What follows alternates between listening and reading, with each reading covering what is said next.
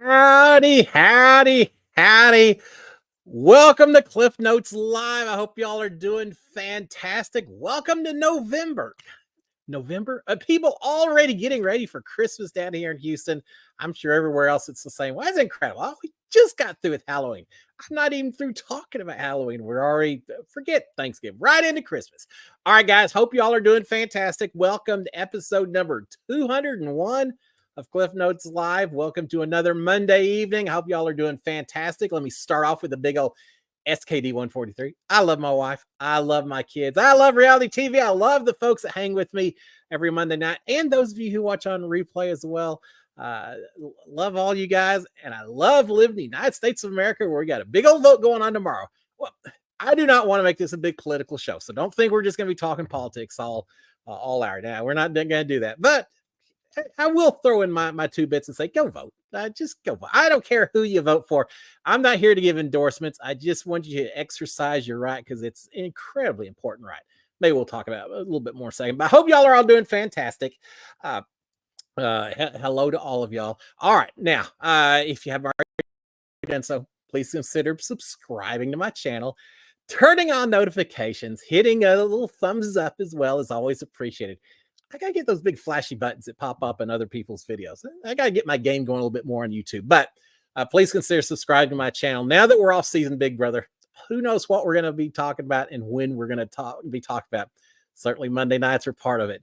All right, with that being said, let me go out here and see who all's out on this hot. It's been raining all weekend here in Houston. It's still kind of hot. Texas doesn't know it's fall, winter time yet. When does winter start? December? Yeah, I guess we're still in the fall, but close enough. All right, let me see what's that. Excuse me. A little bit of a cough here. All right. Kennedy Franken. Kennedy, how are you doing? I turn 20 next week. Happy birthday to you. I hope you have a blast on your special day. Celebrate every bit of it. Happy birthday early, Kennedy. All right, Marilyn Southern as well. Howdy, howdy. Mark Taylor, Tim Cox. I'm not going to read all these comics because we'll be here all night long. Oh, we'll catch them in a second. Marilyn, Mark as well. Tim Cox, Patricia Miller. Boys, Angry Ma, how are you doing, my friend? Jake, the horror movie geek. Hey, Jake. Karen Loveland. Brian Hosteller. Brian, how are you, sir? See, Laura Lewis, Chaz, LJ Price, Marshall Davis, Paul Marchbanks, Mrs. History Buff, or Ms. History Buff. I love that login name. I love me some history. I love it, love it, love it. Sharon isn't always real happy when I just always get my TV focused on the History Channel, things like that. A big history fan. All right, Laura Lewis, Gail Kraus, Hunter Green. Hey, cowboy. Gotta just say Bull Rider. Hey, Hunter, how are you? Lynn Gideon, Wyatt Garrett. Wyatt, how are you doing? Janet Johnson. Janet, appreciate you, my friend. Terry Thomas, Rita Case, Vicky Zuzu Stone, Kath Ant. Now that I know who's behind the name, howdy, howdy, howdy. And Jane Doe. I kind of like that name as well, Jade. I hope y'all are all doing fantastic. Again, is it November? Well, November 1st is Friday. So yeah, first Monday in November. We'll just leave it at that. Did y'all have a good Halloween? Everyone do well? Gotta say, little chill here in the Hog household. We had the Texans on TV for football. So normally what we do when the kids were younger, we would take them all trick-or-treating. Go around the neighborhood and all of that. And typically parents would be here handing out candy to the kids who showed up. As our kids got older, we're off in parties or off in college and things like that. Then Sharon and I would stay here, hand out candy, find a couple of scary movies on TV, watch some scary movies. Not so much on Thursday because we had football going on. Not a lot of trick-or-treaters either. I was kind of surprised. But you know what? The advantage to not having a lot of trick-or-treaters, got me a whole lot of candy corn left over. I told y'all last week how I love me the candy corn. I shouldn't have eaten candy while I'm sitting here talking to y'all. I had more bags than this, but you know, it's been a few days, so it is what it is. So yeah, that was really a dumb idea. I had a lot of candy left over from trick-or-treating, which was okay with me. All right, a few questions while I swallow. Now I can't swallow because I'm talking to y'all. That was really stupid out there. Mm-hmm. Whatever. Let's just go with the questions. All right. Let's talk about some of the questions. I can't swallow. Big day of work. So dumb. All right, there we go. Rule 201 episodes. New rule: no eating while I'm doing my show, unless it's maybe pickle flavored ice cream or something, and then we'll make an exception. All right, let's talk about some. That's really stupid. Let's talk about some questions. All right, some questions from last week. I knew once I started talking, I wasn't going to have enough time. So, in the spirit of trying to have the spirit Halloween already. There, in and out before you know it. And in the spirit of trying to make sure I answer all the questions, some of the questions I didn't get to last week, I saw after the fact. I want to get to those, and then we'll start talking about a little bit more for you guys this week as well. So just bear with me, okay? All right, let's start off. Colleen is saying, trying to picture Cliff at a Rocky Horror Picture Show. All right, for those of you who may not have noticed, last week my teaser for the show, and I think my Instagram story as well, had me dressed up as Dr. Frankenfurter, the star of the Rocky Horror Picture Show, Tim Curry.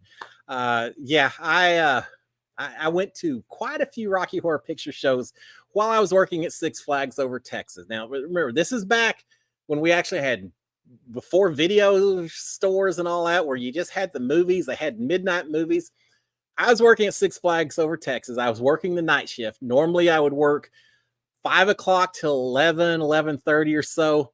We get done with work. I was under the drinking age was 19 then. So bars and everything had to be at least 19 to get in. I was under the age of 19. I was 16, 17, 18, couldn't get in. So a whole bunch of us every Saturday night after we got through with work, would just hop in the cars, drive a couple of miles down the road to the local movie theater, the local mall back when we had malls. And they had midnight movies. Well, the midnight movie we would go see was the Rocky Horror Picture Show. Had some friends that took me to see it. I had no clue what it was. None whatsoever. Whatever. It's midnight. It's a movie. You know, that's pretty wild. So sure, I'll go see it. I go in there. Craziest stuff. I knew half the people in there because they were all Six Flags folks and all that anyway, it seems like. And then a lot of very interesting people mixed in as well. If you don't know, because it's not as common as it used to be, but back then, everyone would watch that movie and they would participate. They would, at one point, when it's raining on the screen, everyone would have water guns and they'd squirt water guns.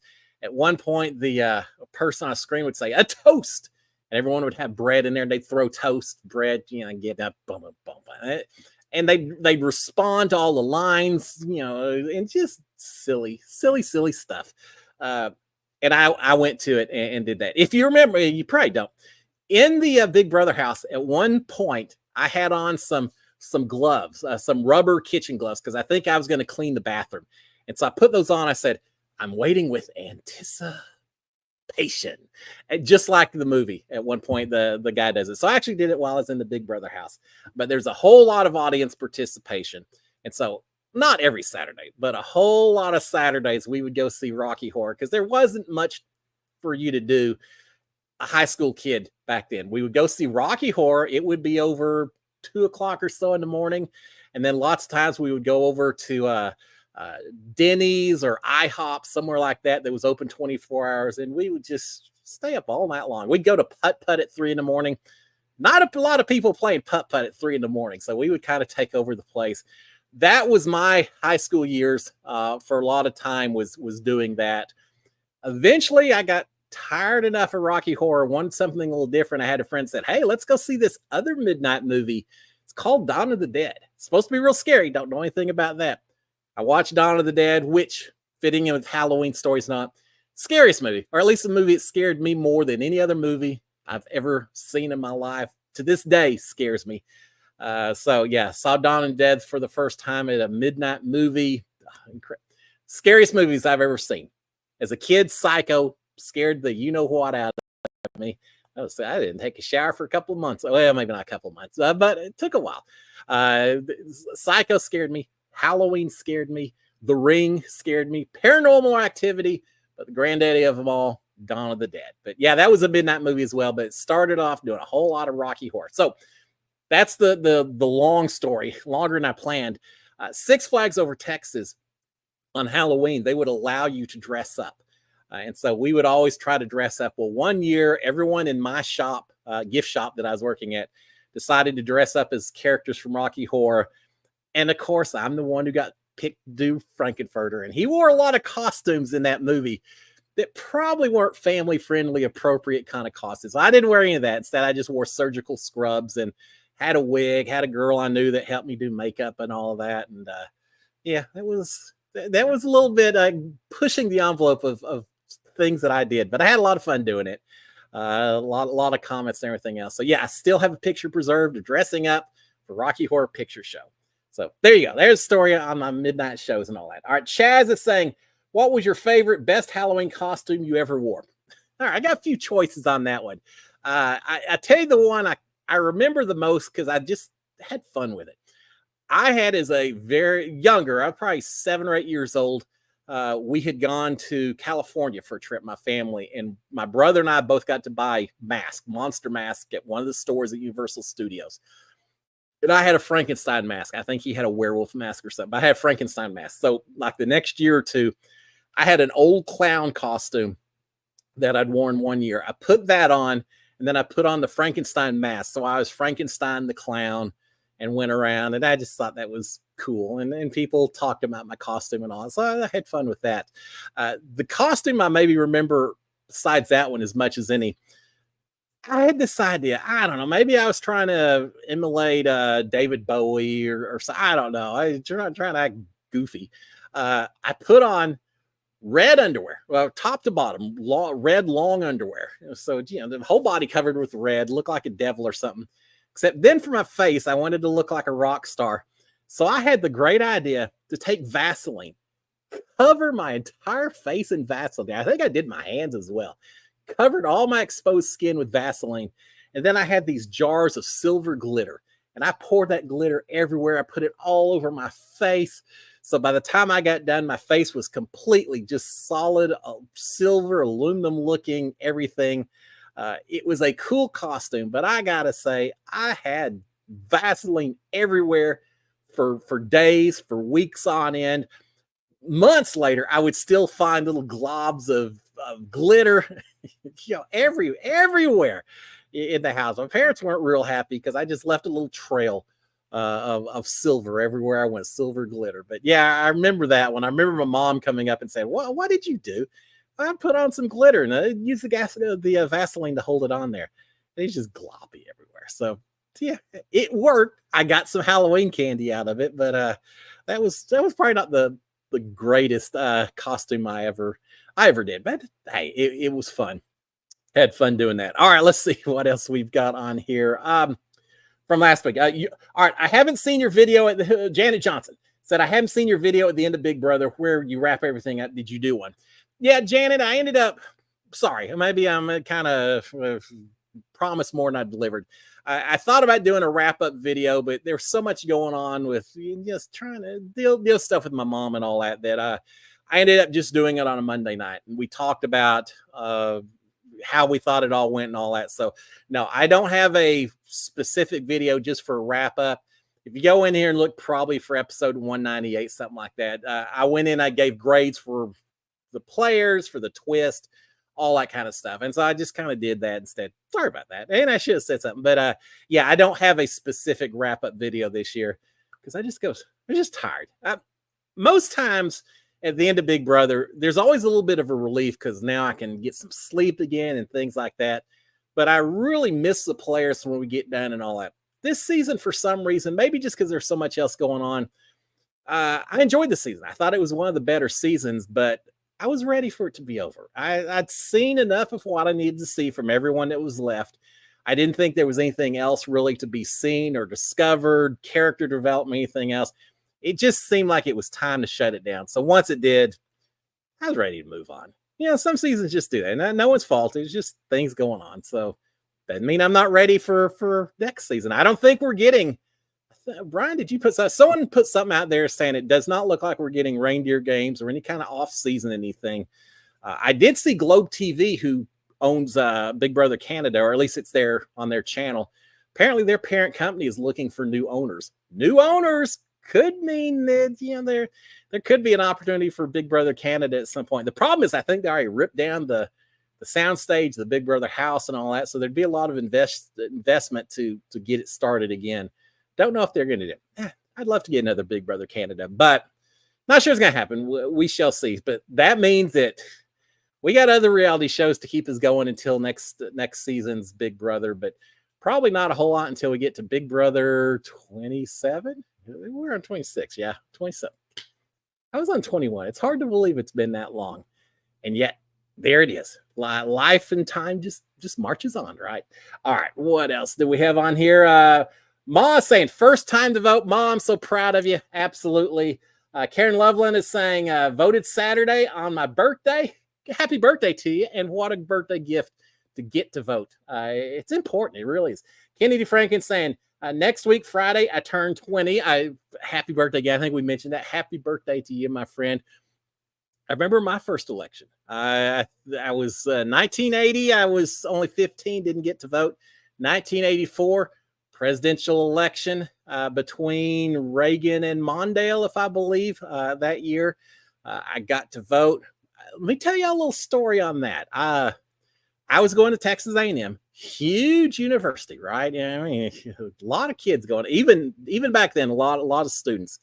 The election and where you voted was not on campus. It was at some place way out in the middle of nowhere. There was no polling location anywhere within walking distance of the campus at Texas A&M, and it was some little place that had a bad description. And it was not, and that was before Google Maps and cell phones and GPS and all that. Very hard to find. And I drove around everywhere looking for this place. Almost did not find it. I was very determined. Finally found it maybe 10 minutes before the polls shut down. Went in and voted. And I realized after the fact that they did that on purpose. They didn't want a lot of college students voting and influencing the local townspeople who were voting and voting on mayors and city council. They didn't want the influence of all the college students. So they intentionally tried to keep us from voting by putting polling locations in bad places. And that just kind of upset me. And ever since then, I've just placed that much more value even than maybe other people do on how important it is to vote. And as I said at the beginning, I'm not out here giving an endorsement. You vote for who you think is going to help this country the most. That's my opinion that you need. But it's important. And I know some people say, I'm not in one of the states that's going to make a difference. It's not just president. There's a lot of people running for office. There's down party ticket people who need your votes one way or the other as well. Don't take it for granted. Value the fact that we have. I've been to too many countries where I've seen what happens when you don't have the opportunity, where you don't have the right to vote. And I've seen how people can get taken advantage of because of it. That's our power. The government of the people. The only way it's by the people is with your votes. So I don't want to get on a soapbox. I'll just leave it at that. But I'm so proud of y'all. Ma, congratulations, all of y'all who voted. It means a lot. It may seem like sometimes it's not that big a deal. It is. In principle, if nothing else, in principle, the fact that you're willing to make that effort to go and hopefully research the issues and go and let your voice be known, it's important. That's what makes it. That and jury duty are two things that, I hate doing jury duty, but two things that are a key part of the way this country works. If people stop doing either one of them, everything falls apart. So yeah, I could talk a long time and I don't want to do it. I just don't want to do it. So we'll move on that. All right. Mark Taylor saying, what's your opinion of Andy's separation game from Sam in Survivor? Let's talk a little reality TV. Yet another fun episode of Survivor. Oh my gosh. First of all, Sam and Andy and Saul talking a little bit. If you remember that, I think Saul was the only vote against Andy. Thought Saul did a pretty good job of trying to say, hey, you were the backup. I didn't know everything was going on, but you were the backup. He kind of threw Sam under the bus. I thought he did a great job of that. Andy, I think Andy could have been mad at Saul. It would be easy to say, you voted against me, dude. It's, I'll forgive you, but really, you're my target. And maybe he still is, but I feel like that's a situation. It's a little bit like in my season of Big Brother, where Jackson Mickey, day number 1, he banished me and I could have really been chapped. I was chapped, but I could have held a grudge and said, first chance I get, you're out the door. And I didn't do it. I recognized that he was a powerful player, not just from a competition standpoint, but from just a charisma standpoint. And so I took that opportunity instead of being sour about it. I said, hey, no one's going to expect me to work with you. This is an opportunity to maybe make something happen. And I think that helped my game. And I think it could be the same situation with Andy and Saul in terms of helping their game on down the road. So I thought they did a great job at it. Now, as far as Andy separating from Sam, I'm okay with it because I think Sam's only holding on to Andy as long as he thinks it's to his benefit to do so. I don't think there's any huge loyalty that Sam's not going to let Andy go on at some point in time. I've said this before. I really on week one thought Andy's like, I'd say Jelinski because I've actually talked to Jelinski and he's a nice guy and all, but in some ways I felt like, he's just another one of these week one guys that just doesn't need to be out there. The more I watch Andy play the game, I don't know if it's planned or he just kind of falls the right direction into some of these situations, but kind of liking Andy and his unique way of playing Survivor so far. So yeah, I don't have any problem with him separating a little bit from Sam, as long as he's not separating just because he found out that Sam was kind of throwing him under the bus.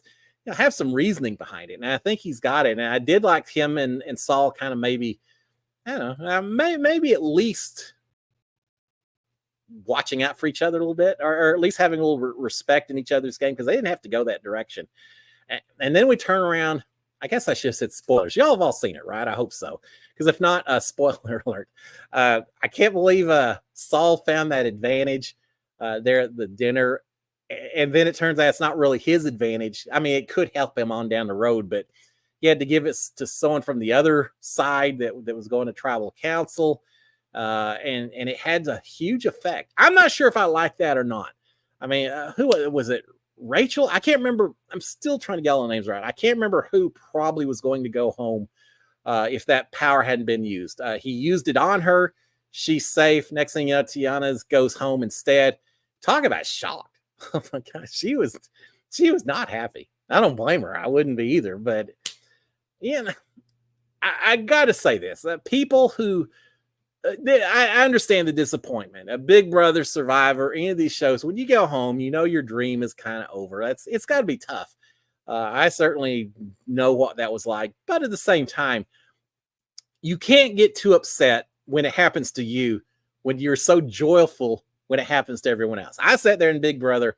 I watched 13 other people go home, 14 other people go home before me.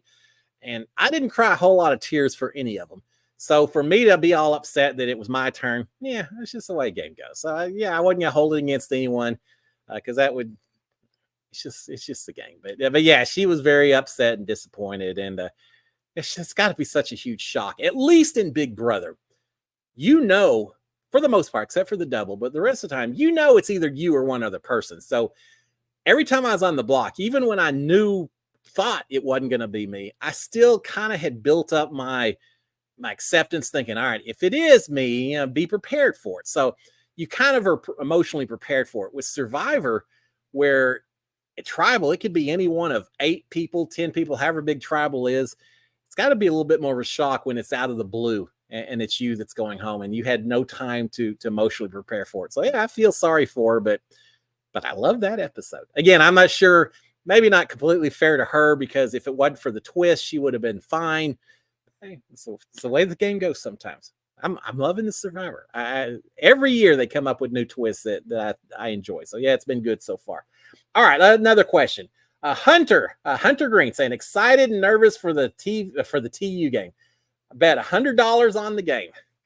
I can't bet on Texas A&M because I can't be objective. First of all, what a horrible game this weekend, but you move on. It's like life. Not every week goes the way you want it to. This game against Texas on November 30th is going to be incredible. I wish I'd bought season tickets just so I could turn around and make a fortune on them. It's going to be an incredible game. That place is going to be so wild. I don't know, Hunter. I couldn't bet $100 or $1,000 or even $1 on my Aggies, because then if they win, well, I'm already happy just because they won.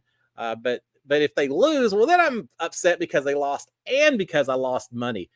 I almost feel like if I was ever going to bet on that game, I'd have to bet on the Longhorns as just a hedge against them winning. So that way, if the Aggies win, I'm like, all right, $100, it's worth it to see my Aggies win. I'm happy. I don't care. Go goodbye, $100. It's more than worth it. But if the Longhorns won, at least then I'd be saying, yeah, I hate that my Aggies won, but at least I won $100. So at least I'd get a little silver lining out of that. It's hard in the Hog household because obviously I'm an Aggie. I've got a son who's an Aggie. I've got a daughter who went to the University of Texas. So, yeah, a house divided. But it's going to be a fun game come November 30th. I'm right there with you, Hunter. All right, Ms. History Buff saying, I Googled Bowie, and he seems like such a nice man as you are. Well, thank you for that. I do appreciate it. And then she also said, I worked at a theater that showed Rocky Horror every Friday. At our 5th anniversary, Tim Curry visited. He was very nice. Well, now that's cool. I have never met Tim Curry. It's got to be tough because he did probably just a throwaway role. Remember, it wasn't just Tim Curry. It's also Barry Bostwick and Susan Sarandon. Can't believe I remember those names that were in that movie. So they had some star talent in there. I don't know if they were stars back then, but Tim Curry just does this throwaway kind of. Oh, and Richard O'Brien as well. See, it's still working. But yeah, he does this role. Probably didn't think anything about it. And now that's all anyone talks about Tim Curry. I loved him as The Hunt for Red October. I think he was in, played a fantastic role there. He's actually an incredible actor. But yeah, well, I'm sure you've got some stories to tell, this History Buff. All kinds of stories. There are crazy people that went to that show, in good ways and maybe very interesting ways. We'll just leave it at that. As far as my brother Bowie, well, I'd like to think, yeah, I appreciate it. He's a nice guy. At least he's always been nice to me. But yeah, it's so funny that he was on The Apprentice. He met Donald Trump a long time ago, but he was on The Apprentice back in, what was that, 2001 or so. And now here I was 18 years later going on a reality show as well. If you go and search, I think you can probably just search my channel for Bowie and it'll pull up. Bowie and I did a show together, Cliff Notes Live, and we talked all about the difference between when he did the show before social media and now when I did the show and how different everything was and all that. It's kind of cool. We have fun talking about it, but certainly a lot of sibling rivalry. You know, he did the show. I was like, all right, well, now I need to do a reality show just to keep up with my little brother.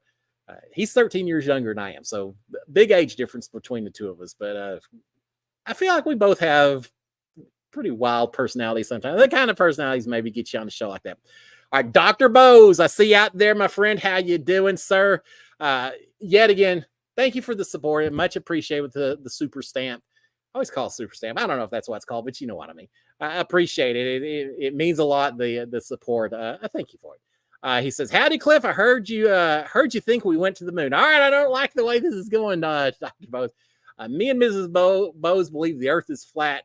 We're hoping to, all right, I just lost the rest of it. And now I got to finish up that one. We're hoping to win you over by next Big Brother season. All right, Dr. Bose. It sounds like a challenge to me. I think I need to win y'all over. All right, yeah, we need to spend a lot of time with it. I have traveled all the way around the world once or twice during, I one time went to the Middle East, and while I was there, they said, we need you over in Singapore. All right, fine. Now we need you in Jakarta. All right, fine. Now finally it's time to go home. Instead of flying you back that way, we'll fly you to Tokyo. Had a crazy time in Tokyo. And then from there, San Francisco, and on back home. And I don't remember flying underneath anything. Seems like I was always up in the air in the sky and all that. But yeah, I'm pretty comfortable the ships don't fall off the end of anything. And as far as the moon landing, yeah, Kat talked about it during my season. Brooklyn talked about it this season. It just blows me away. Now, I will say, Capricorn 1, if you haven't seen it, a fantastic movie about faking a landing on Mars. Great, at least as the time when I saw it. It's probably a little cheesy now, but at the time I saw it, I thought it was a fantastic movie. And O.J. Simpson. Yeah, don't always, you kind of forgot about that guy. But yeah, so I love that. But now I live here in Houston. I live just down the street from astronauts. Fred Hayes, who was part of Apollo 13, his grandchild went to school with one of my kids, so we'd see him in the hallway all the time. I knew the flight director from Apollo 13. I know his son. So yeah, I know a lot of people. If it truly is a big conspiracy, there are a whole heck of a lot of people I know and I'm friends with, and families I'm friends with that have got very quiet mouths. They've never said a word about it. And I'll just put this out there. I don't think anyone in government is nearly as quiet as they need to be. You think people talk a lot about things they shouldn't talk about inside the Big Brother house? Well, that's nothing compared to the leaks that you get in government. So I'm just not buying it, Dr. Bose. Yeah, you may want to, you're gonna have to up the game if you're gonna convince me by next season, because we're gonna have a lot of discussions. We went there. And that's what's amazing. We went there with technology that is so antiquated, even compared to the piece of electronics that you carry around in your pocket. I just saw a thing, the Voyager, which was launched in 70 something, is like 50 billion miles away from here. It's way out past the solar system and all that. They just got communication from it back again. It shut down for a couple of weeks. They thought the thing finally froze up and all that. Nah, it sent another signal. And they're still talking to this thing after 50 something years. Incredible what our technology can do. I'm very proud to be part of the space program, family. So yeah, Dr. Bose, you and I will have to talk about that a little bit more. I may have to work on you this next season. All right. With that being said, Jane Doe saying, remember a long time ago when they x-rayed candy at the local hospital? I remember that.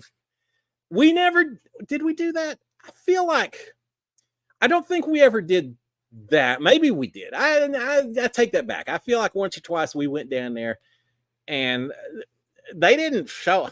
Did they really? You think they really x-rayed it? I mean, maybe, but we didn't see it. They just took the bag back, came back a couple of minutes later, and said, "You're good." I have a feeling there was a candy tax.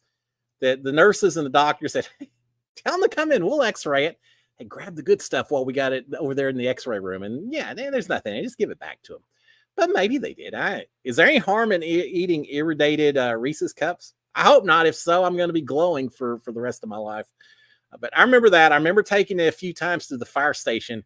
I don't know what the firemen did. I think they just ate some candy. Everyone wants to eat your candy when you're a kid, but they can't say it. I remember my parents, at times they'd say, yeah, you can't eat this. You can eat this candy, this candy, this candy. And some of it, they just sorted away because it either wasn't safe or we don't know. That was our big no-no was the handmade candies. Never could do that. And I always felt so bad that little old ladies in the block would do the caramel covered apples and all that. We were never allowed to. No, there's plenty of other candy guys. We just don't know enough. But I feel like even my parents, just as soon as the kids were in bed, they're in there gobbling down their favorites. It's everyone gets to celebrate Halloween. But yes, I do remember going down to the hospital a couple of times and getting it x-rayed. Thank you for the reminder. I hadn't thought about that in a while, but we were so worried about that stuff, right? Do kids now, it's like there's so much other stuff going on in the world. We got to worry about 101 different things. Adulterated Halloween candy isn't one of them. There was a creep behind every door handing out candy when I was a kid. So our Dr. Bose said, challenge accepted. All right.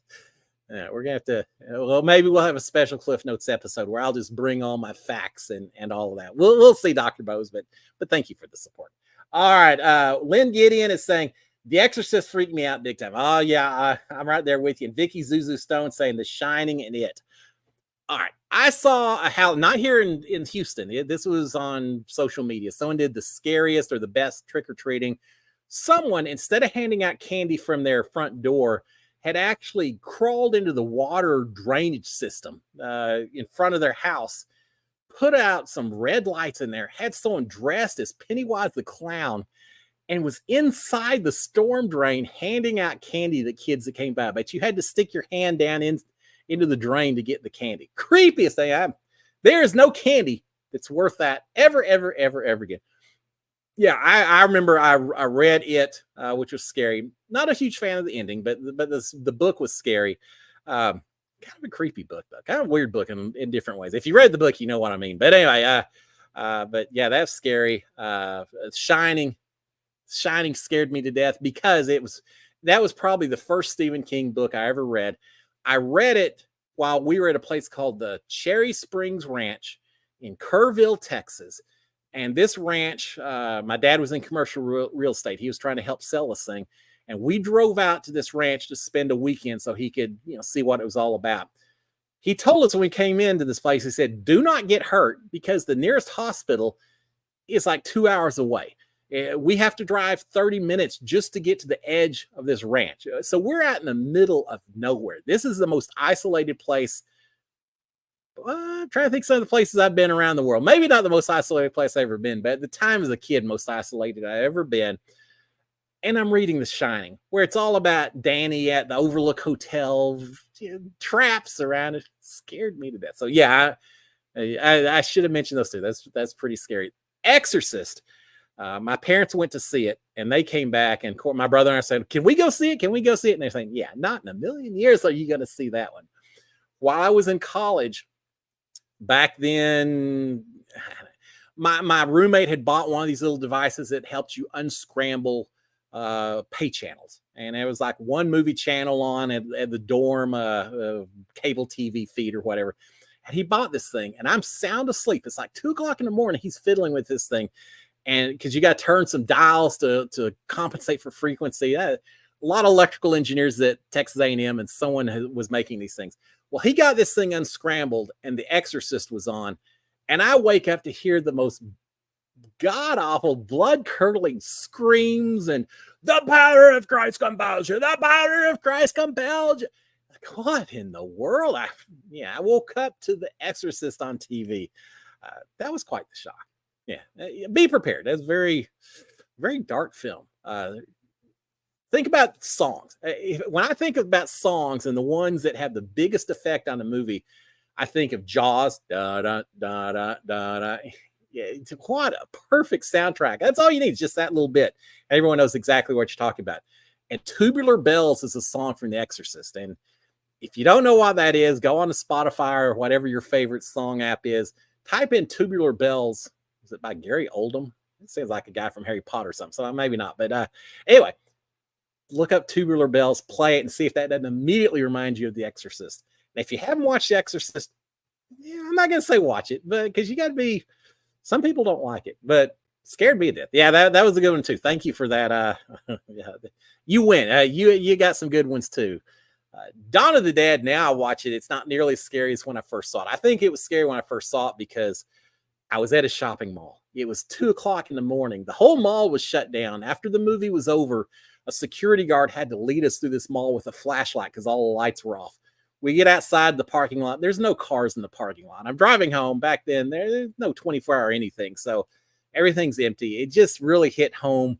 I felt like I was part of the movie watching all that. So now I watch it. It's kind of low budget and all that.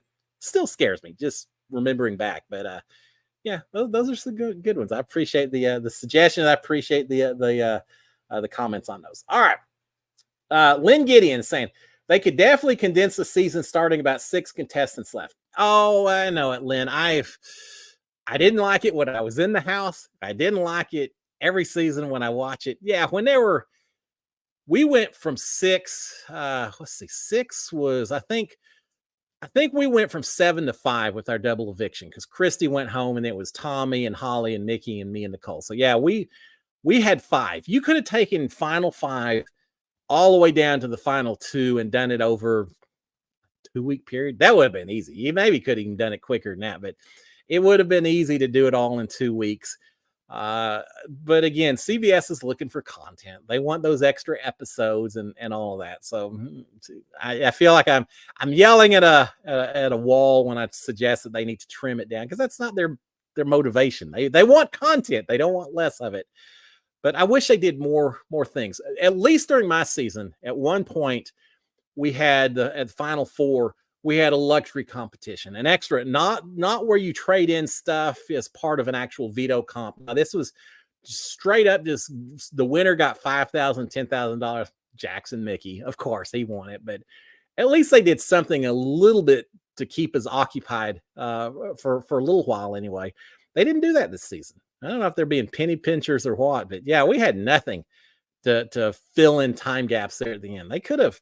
I know they give them cards and Chinese checkers and all. They need to do more than that. Give them some kind of weird obstacle course in the backyard. If nothing else, give them things that somehow relate to the final competitions and let them see who really wants it and practices a lot versus someone who feels like they've got it in the bag and doesn't even bother. There's some things you could do to maybe keep the interest going a little bit more, or throw in a twist at the very end. Nothing huge because I don't want to affect the game too much at the very end, but something at least keeps you on your toes. Yeah, you're right. The last final five, final six on gets to be a bit of a drag. Not a lot of conversations going on in the house at that point in time.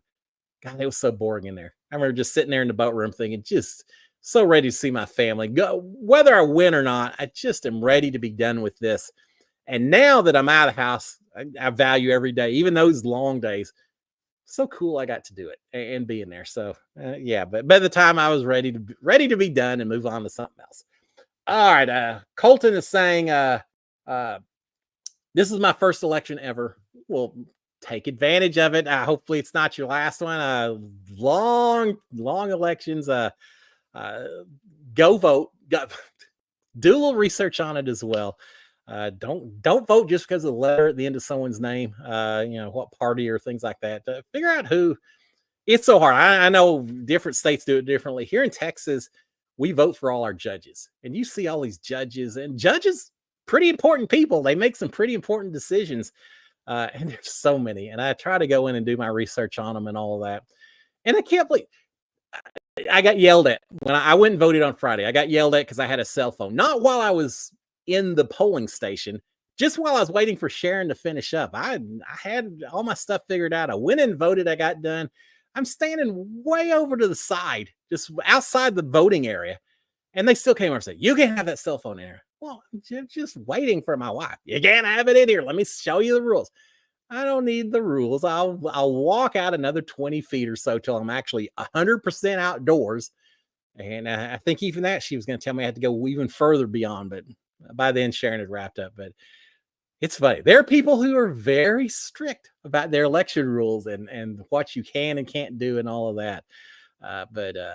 Yeah. It's always important to vote. So I'm glad you're getting to do your first vote. It's important, as you'll see over the years. All right, Ma is saying, you still coming to you know what next Monday at 6:45 Eastern time? Yeah, send me some details, Ma. But yeah, we're good. Whatever. I'm ready for whatever comes may come. Talk to me about it, Ma. But yeah, we'll leave it at that. All right, Ma saying, do you think Andy is going to go far? Yeah, I do. Now here's the question: Is Andy going to go far enough that at some point people start saying, I want to take him with me? Because no one's going to vote for Andy, not after week one and all that. He's the GOAT in the bad way. I'll take him because it helps me get a vote on Survivor. I didn't mention that, but yeah, Andy on Survivor. Is there a point at which people underestimate his game enough that they start not wanting to get rid of him because they just keep seeing bigger targets? I think it could be. And if he makes it that far, if he's one of the final three, and my friend, you deserve it. So based on how you just train wrecked your first week to make it to this point would be incredible. Is that going to happen? I don't know. He's got to be careful. If he gets too fancy with some of his plotting and all that, he could end up exposing himself, and people may get to the point where they just don't trust him. I don't feel like in Survivor, the loyalty is quite as important as sometimes as it is in Big Brother. A little bit more fluid because of the way the game is set up. And I just think that people at some point may say, yeah, I can't work with him because I don't know what he's going to do next, and then I don't trust him. And so, yeah, I'm not necessarily predicting him for a winner's pick or a winner's edit yet, but I do think the longer he lasts, in some ways, the better his chances are because people are underestimating him, at least for right now. It's going to be fun to watch. I have full credit to that guy for absolutely surprising me after that first week. I was ready to pull out the pitchforks and say, get the heck out of here. I don't like people who don't prepare or don't have the mental fortitude. That's probably unfair to me because it's hard. I mean, you get out there and all that. I will say this. I watch these survivors and they're crying because of their letters from home and all that.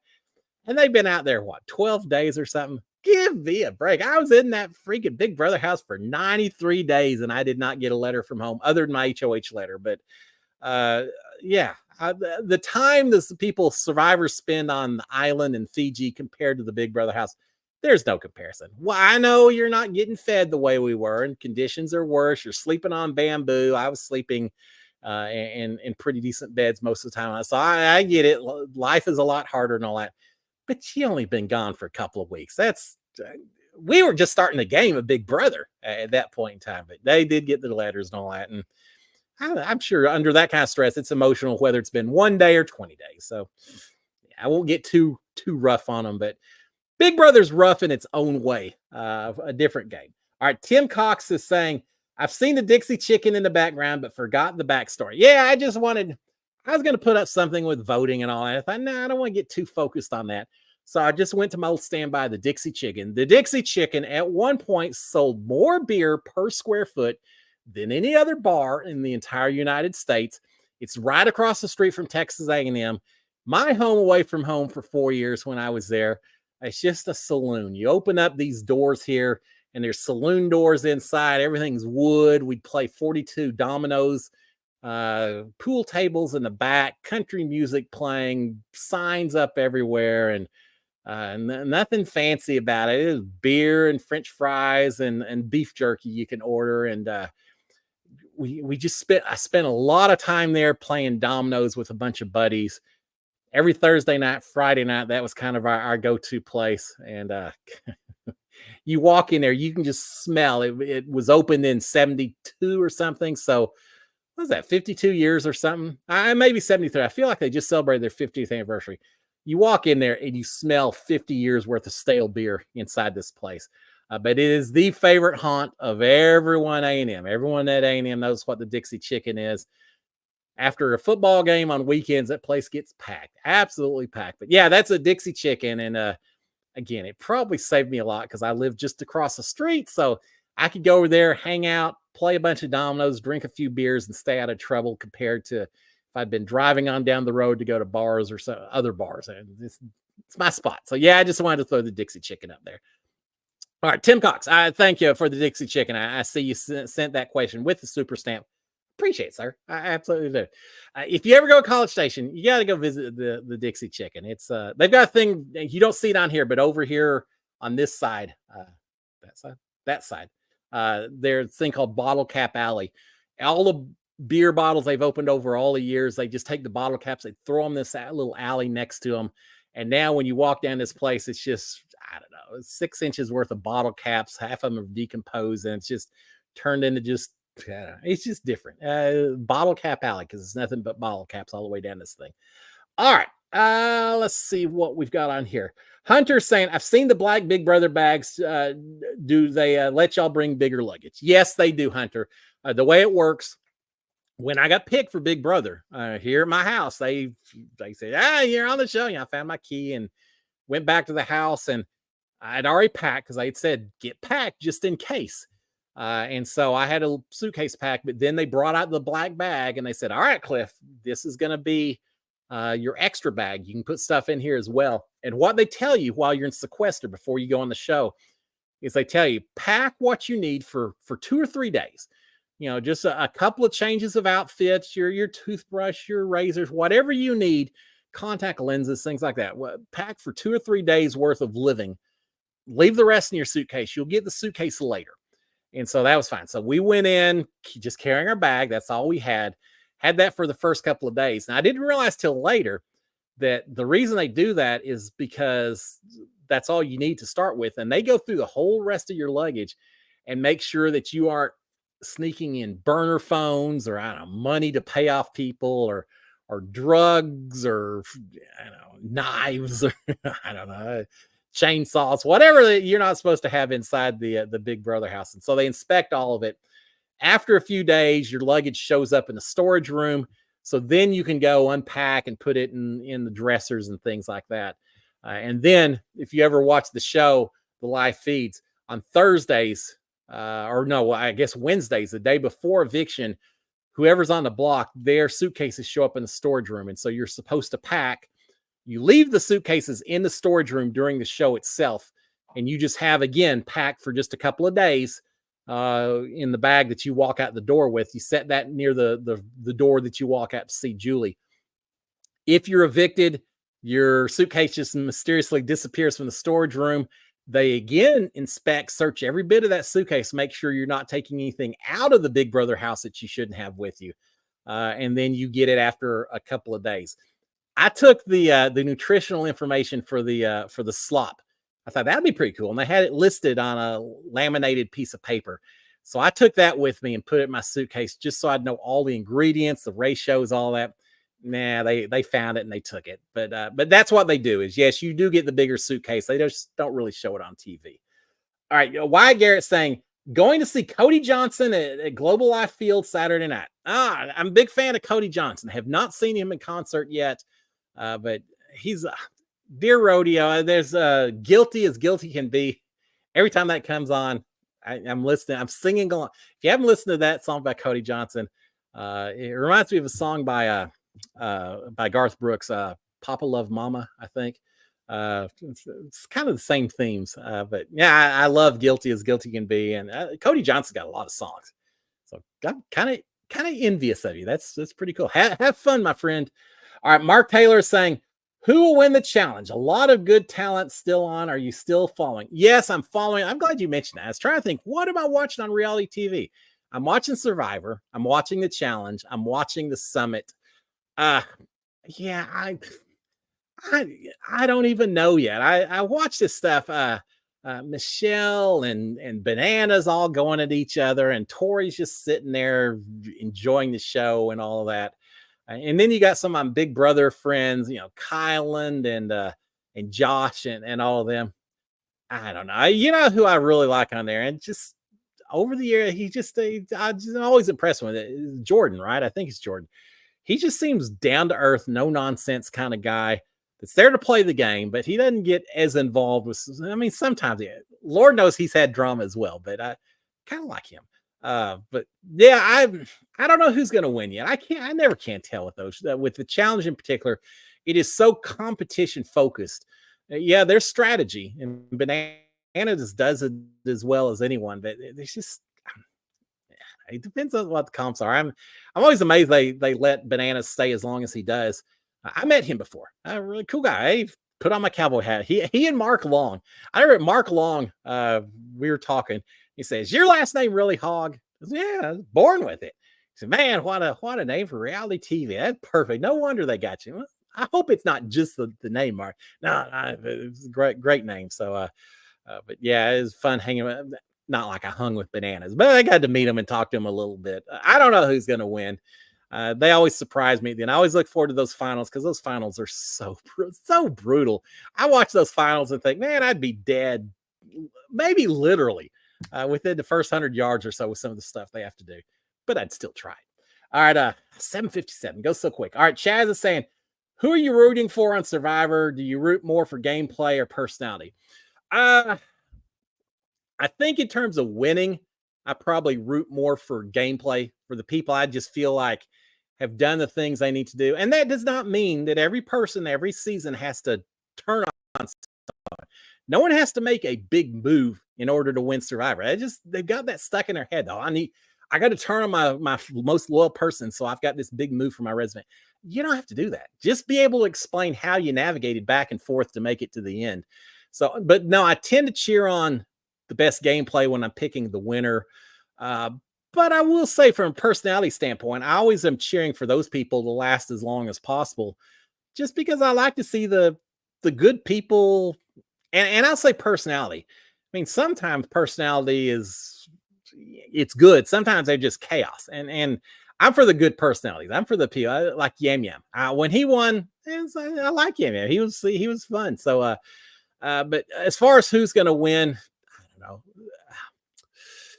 I would have said Sam. I thought he was playing a pretty good game until, I don't know, with him and Andy and all that. Some of the women, I'll be honest, I don't have their names split up enough yet to know. I need to go back and rewatch it again. It's been a day or two. But I don't know. I'm not. I don't know. I'm not there yet. They just now merged together. I haven't seen how they interact with each other from a personality standpoint. I'm kind of cheering for Saul and Sue as well. I mean, I feel like they're fun players to watch, and as of right now, I'd be happy to see how each of them does going forward. But we'll see. We got a lot of game left to play in Survivor, so I'll leave it at that. Moss, I knew Yam Yam was going to win before the season even started. As soon as I saw him on the beach, he and who is the girl? Not Kelly. What was her name? That was always smiling. She had the biggest smile on her face. I met her before. African American girl. What was her name? Yeah, please help me, and then we'll shut down this show. It's the biggest smile, and I met her a couple times since then. No, not Carolyn. Anyway, I'll know as soon as I hang up. Shut this down. I met her a couple times. She was smiling the same way after she got done. I like people who are there to have fun playing the game of Survivor or Big Brother or anything else. So I love watching people smile and be so excited when they're on that. Marianne, thank you, Chaz. Yeah, Marianne. She was just exactly the same way when I met her in person. And I love seeing someone that's that passionate about being where they are and playing the game. All right, guys, with that, we'll shut it down. It is 8 o'clock. So I'll finish off with a big old SKD 143. Love you guys. Love hanging out here with y'all. As I said at the very beginning, if you haven't done so already, please consider subscribing. Consider maybe turning on notifications. Consider big old thumbs up. And don't just consider, but go and vote if you haven't. And I know some of you already voted. Thank you. Some of you aren't able to vote. Make sure you can as soon as you're old enough and able to. And for those of you who are going to go tomorrow, don't let anyone stop you. Go make a good informed decision. I don't care which way that goes. Just go and vote and exercise. Most important right we got. And that without getting off my soapbox. Guys, have a fantastic Monday. Have a fantastic rest of the week. It'll be exciting to watch everything that happens tomorrow night. But y'all have a great one. I will be back Monday evening to talk about who knows what we'll talk about. All kinds of stuff. Till then, guys, SKD 143. Cheers, my friends. Bye. I'm going to eat me some candy corn now that I'm not on the show itself. Bye, guys. Y'all have a good one.